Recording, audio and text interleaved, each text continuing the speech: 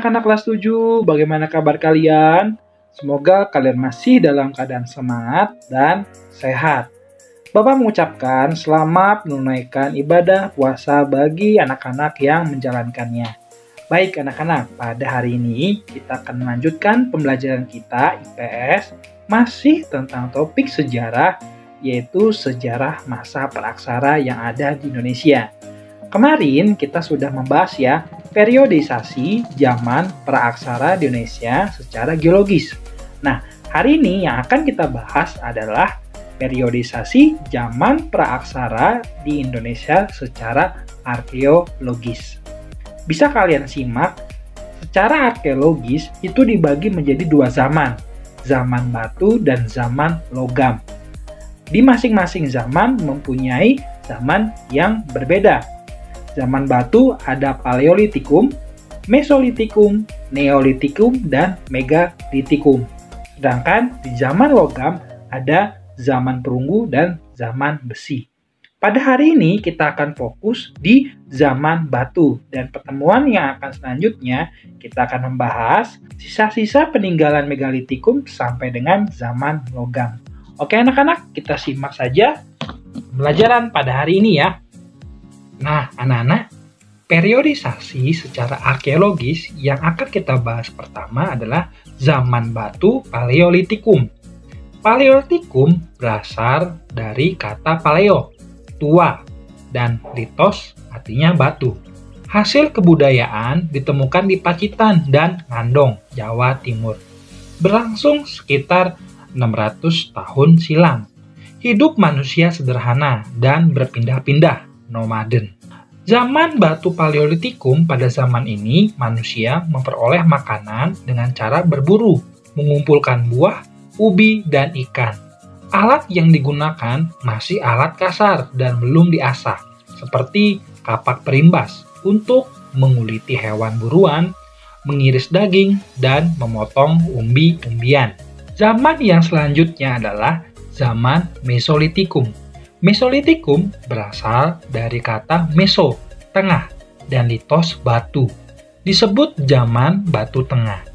Pada zaman ini, manusia sudah ada yang hidup menetap, sehingga kebudayaan yang menjadi ciri zaman ini adalah kebudayaan Kijoken Moninger dan kebudayaan Abris South Road. Zaman batu Mesolitikum, Kijoken artinya dapur, dan Moding adalah sampah. Berasal dari bahasa Denmark, sampah dapur. Bisa kalian lihat ya, contoh gambar yang ada berikut. Jokenmoninger adalah timbunan kulit kerang dan siput yang menggunung dan sudah menjadi fosil. Ditemukan di sepanjang pantai timur Sumatera, yakni Langsa dan Medan. Mesolitikum, dari timbunan Jokenmoninger ditemukan kapak genggam yang ternyata berbeda dengan kapak Paleolitikum. Kapak genggam yang ditemukan dinamakan pebble, kapak Sumatera. Kapak ini berbentuk sudah lebih halus. Ditemukan juga sejenis kapak pendek dan sejenis pipisan. Bisa kalian lihat ya contohnya. Zaman Mesolitikum ada juga yang dikenal dengan kebudayaannya Abris South Road. Abris artinya tinggal, South dalam road, gua. Gua-gua yang dijadikan tempat tinggal manusia. Purba yang berfungsi sebagai tempat perlindungan dari cuaca dan binatang buas. Alat-alat yang ditemukan pada gua tersebut adalah dari batu seperti ujung panah, flakes, batu pipisan, serta alat-alat dari tulang dan tanduk rusa. Kebudayaan ini ditemukan di Besuki, Bojonegoro, dan juga Sulawesi Selatan. Zaman batu yang selanjutnya adalah masa Neolitikum. Apa ya Neolitikum? Neolitikum berasal dari kata neo, baru, dan litos, batu.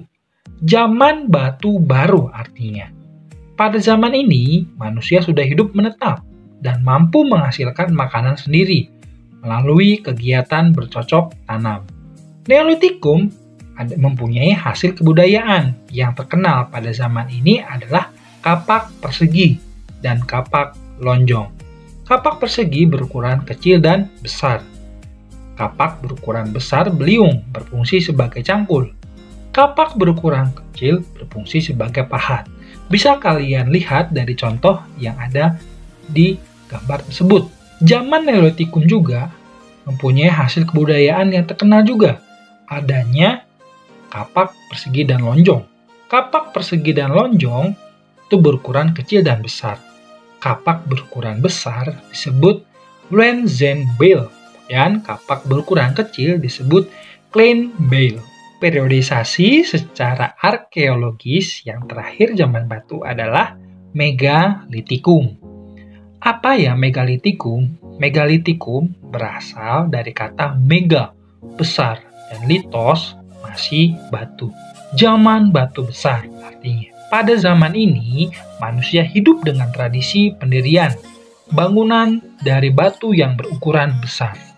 Hal ini erat kaitannya dengan kepercayaan, yaitu pemujaan terhadap roh nenek moyang. Apa ya hasil kebudayaan dan peninggalannya? Bisa kalian lihat di contoh-contoh atau jenis-jenis bangunan Megalitikum seperti ini. Ada menhir, kubur peti batu, sarkofagus, patung, punden berundak, waruga, dan dolmen. Silahkan kalian perhatikan sama-sama bentuk dan nama-nama jenis-jenis bangunan Megalitikum. Nah, anak-anak, cukup sekian pembelajaran IPS pada hari ini.